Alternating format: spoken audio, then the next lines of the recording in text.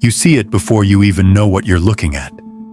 A single carved mark, shallow yet deliberate, waiting in the stone like an unblinking eye. It appears in nearly every Templar outpost scattered across the burning deserts of the Levant. Same lines, same angles, same quiet insistence. And here is the part no one explains. The Templars were notorious for erasing their presence, scrubbing footprints from history itself. Yet they left this behind. They marked it again and again, as if compelled, as if terrified not to. So you're left with a question the sand can't bury. Why would warrior monks leave the one thing they were sworn to hide? Take a breath now. Let the drama ease out of your shoulders. The desert sun is still blinding, but the story slows, settling like heat after noon. That lingering symbol, quiet, stubborn, impossible to shake, will guide us gently from urgency into curiosity. As you step deeper into this mystery, imagine walking through ruins where wind drags long ribbons of sand across the floor.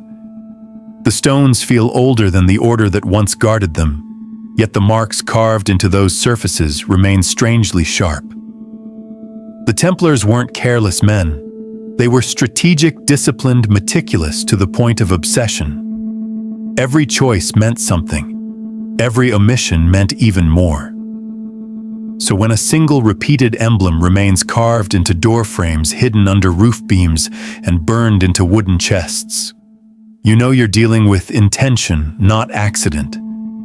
That quiet sign becomes a thread pulling you through time, across deserts, and into the private world of a brotherhood that preferred silence over confession. And as you trail that thread, you realize it forms a story they never meant for the world to read, tucked inside wind-scoured walls that refuse to crumble. You're not here to decode every rumor people have woven around them. You're here to follow the pattern the Templars themselves left behind. A pattern drawn one mark at a time across landscapes the Church tried to forget, and history never bothered to revisit. So exhale. Let the dust settle around your imagination and take one gentle step forward into a world of hidden geometry, whispered vows, and symbols that refused to die. Before we venture further into the shadows, take a moment to subscribe so you never miss a secret that history has tried to forget. They don't show up on most maps. A few perhaps have crumbled into local legends or the tourist blur of ruins over there on someone's brochure, but most are just coordinates now scattered like broken bones across Syria, Jordan, and the fringes of Palestine. These were the desert outposts of the Knights Templar, and while their fortresses in Acre or Jerusalem draw the grander attention, it's these lonely desert remains that whisper the deeper truths. Not castles, not command centers, these were way stations. Silent, sun-bleached, surrounded by sand. And at almost every one of them, carved in lintels, under steps, or along shaded interior walls, you find the same symbol. The locations themselves raise eyebrows, not just because they're in the middle of nowhere, but because of where they point. If you plot the known desert outposts, a pattern starts to form, not a defensive line, but a kind of ring. Some archaeologists have called it a crescent, others a distorted wheel. Either way, it's not random. These were not haphazard sites of opportunity. Someone was playing with alignment, astronomical, geographical, maybe even theological. And that alone would be enough to catch the attention of anyone who understands how the medieval mind worked, especially when it came to symbols and sacred space. A well-documented outpost in Wadi Musa, near modern-day Petra, holds perhaps the most intact version of this layout.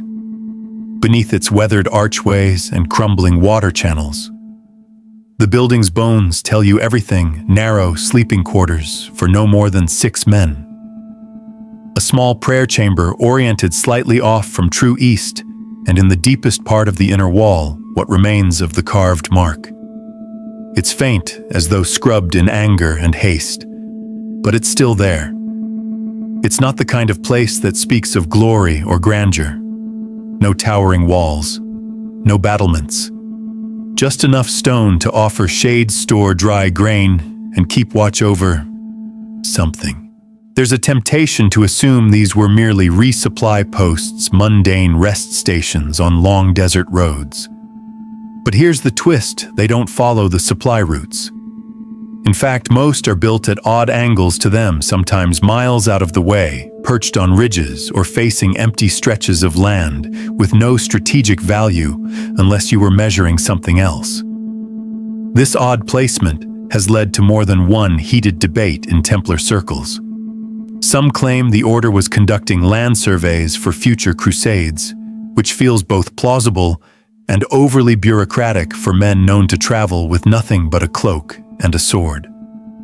Others suggest the outposts served a more esoteric purpose, staging grounds for relic transport or safe houses for information deemed too sensitive for any European stronghold.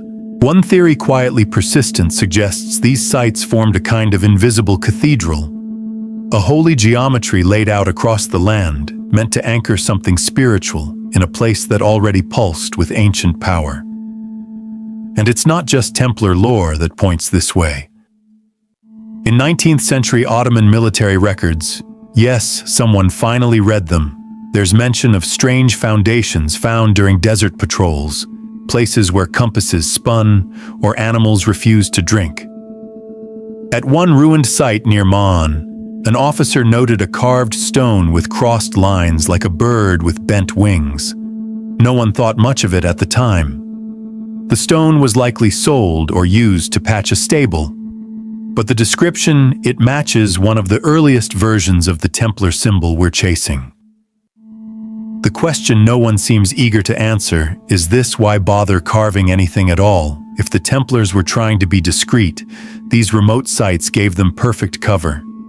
They could have left no trace, but instead, they left the mark. Consistently, intentionally, always in the same spot near thresholds, entrances, or transitional spaces, almost like a signature, or a seal, or a warning. Some have argued these were mere ownership symbols like medieval graffiti or mason's tags. But that doesn't explain the consistency. You don't replicate the same abstract motif across 3 kingdoms just for personal flair. And you certainly don't place it in such deliberately chosen liminal spaces unless it means something. Maybe it was a